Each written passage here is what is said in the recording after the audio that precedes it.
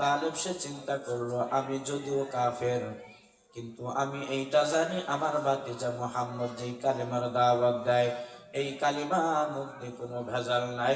আওয়াজ দিয়ে বলুন আল্লাহু আকবার। আবু তালেব এই কথা বুঝতেন, এই ভাতিজা মুহাম্মদ আমি কোলের শিশু, ছোট কাল থেকে আমি তার মানুষ করছি কোলের পিঠে করে।